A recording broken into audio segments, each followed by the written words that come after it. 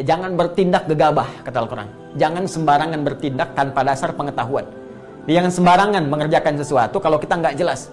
Ya awas, menerima informasi, sebarkan begitu saja misalnya, tidak. Ya awas, tajamkan dulu. Lihat dulu sumbernya dari mana. Termasuk jangan mengikuti sesuatu yang belum jelas arahnya kemana.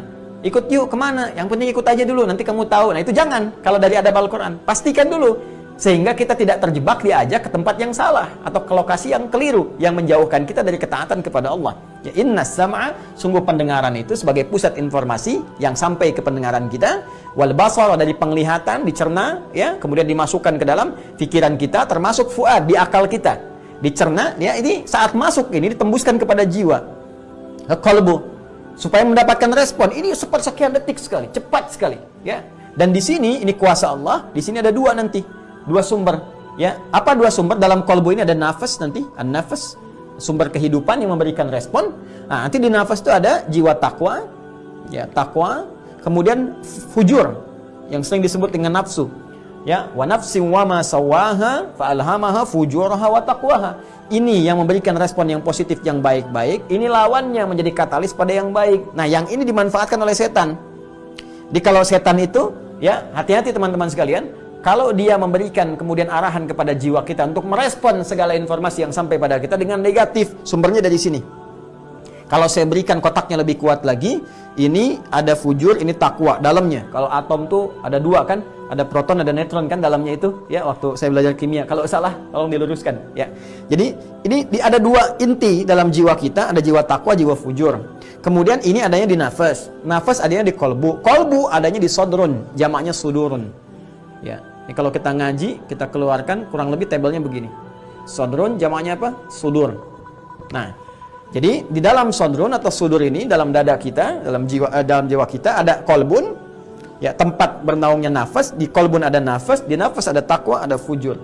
Ya, takwa ini mendapatkan bimbingan, dibisikkan oleh malaikat. Malaikat. Ya, ini fujur, ini yang diberikan was-was oleh setan. Sehingga kalau kita baca surah An-Nas, kan, alladzi yuwaswisu fi sudurin nas. Ya, itu skala umumnya. Qul a'udzu birabbin nas, malikin nas, ilahin nas, min syarril waswasil khannas, alladzi yuwaswisu fi sudurin nas. Yang memberikan waswas ke dalam dada-dada manusia. Apa yang diwaswaskan dalam dada-dada manusia ini masuk ke kolbunya. Apa yang ada dalam kolbu? Nafas. Apa yang ada dalam nafas? Ini yang disasar oleh setan. Fujur.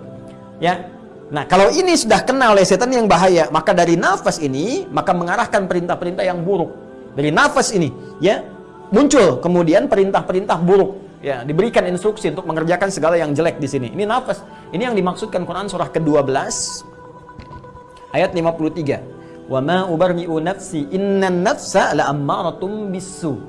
Ya, kita nggak bisa menganggap diri kita sebagai orang suci karena ada nafas di sini, bagiannya adalah fujur yang digoda oleh setan. Ini berpotensi kalau tergoda, terkuasai oleh setan, bahaya. La ammaratum bisu, ini menyuruh kepada keburukan. Illa ma rahima rabbi, kecuali yang dirahmati Allah. Bagaimana mendapatkan rahmat Allah itu? Dengan meningkatkan takwa. Ya, takwa ini nanti yang akan meluntuhkan godaan-godaan setan sehingga mengarahkan stimulus ini, respon-respon dari sini mengarahkan sebagai segala nilai kebaikan.